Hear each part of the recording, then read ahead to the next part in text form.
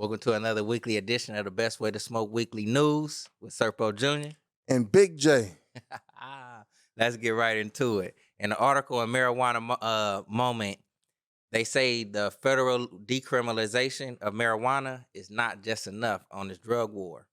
And it's like in a new review of the nation's cannabis laws, the leading racial justice nonprofit is urging voters to turn out in Maryland, South Dakota, and other states where legalization is on the ballot. Because y'all know in a couple months, it's going to be some changes November.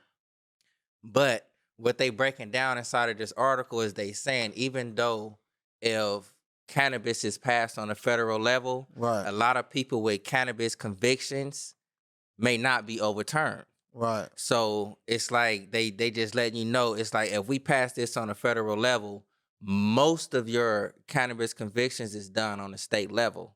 So it's like you're gonna either have to take that up with your state.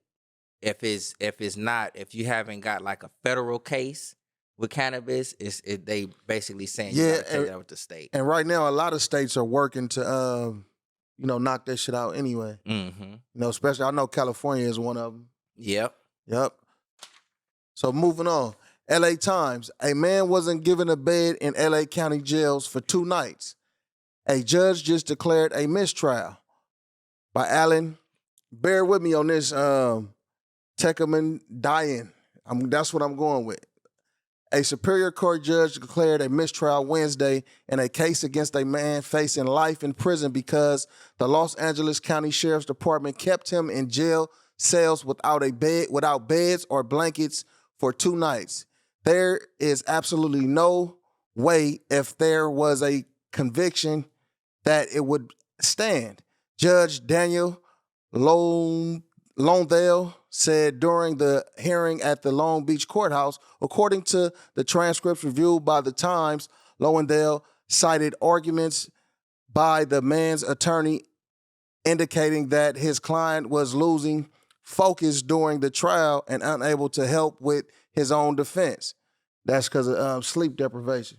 Man, that's crazy. So if he was facing a life sentence and just because he didn't have a bed and a blanket for 2 days, they threw that joker up out, man, because it done been a time. I done been up in that bad baby, and it took me like 3 days to get processed at a time. Man. And it's like, dude, I guess that's a win for him. Yep. On to the next. Out here in Cali, Antelope Valley, baby, through the City News Service, a recent investigation is targeting electronic benefit transfer card fraud, the EBT card, in Los Angeles County led to the arrest of 16 suspects. Like with this right here, it's kind of easy, I guess, for these people to go out and do this because it's like out here, I'm not sure what they're doing in other states. Right. They got like these little booths set up to where you can get we call it the Obama phone, whatever it may be. If you got an EBT card, you come up to this spot. Man, all you need is an EBT card. You can get you an up-to-date phone, smartphone, FaceTime, all of this other good stuff. So they get these people in, it seems as if, and then it's like they clone their card. So once the money come on, they just go and just take it all. So it's like now, I guess, due to all the complaints, they starting to do something. They cracking down. They catching people. So if you part of this little EBT scam. Yeah. And look, it was a lot of people affected by it in the recent months. And the county buildings and stuff, though, complaining because that money wasn't there for them. Man. And them kids. Moving on. Hey, Bay Area. Nearly $4 million of cannabis seized from Antioch Homes by Phil Meyer. Nearly $4 million worth of cannabis was seized from 8 Antioch homes when authorities served search warrants on Wednesday.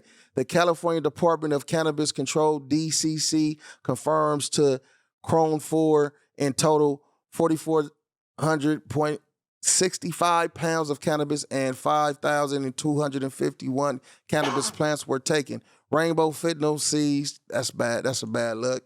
Seized at Barkley traffic stop. The marijuana was being grown indoors without a license. The DCC said the DCC worked with the Antioch Police Department, the California Department of Fish and Wildlife, the Drug Enforcement Agency, DEA, and Antioch City Code Enforcement to recover the plants. Images We don't need to talk about the images, but y'all see, they got him.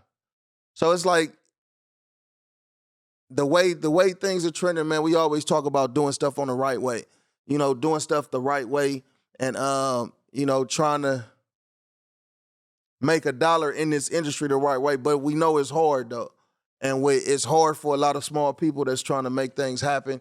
So people go this route to try to get their shit off, because it was a business. Even before it became legal, it was a lot more people involved in it in the underground kind of realm and shit like that, though. But then a lot of them people tried to go legal, and it's just hard, man. Cough, cough. Man, yeah, and it's crazy though, because it's like, even though we still in this fight, whether it get federally legal, stately legal, I mean, you still gotta hold some type of accountability, some responsibility. You don't need to go big. Right. You can just keep it consistent.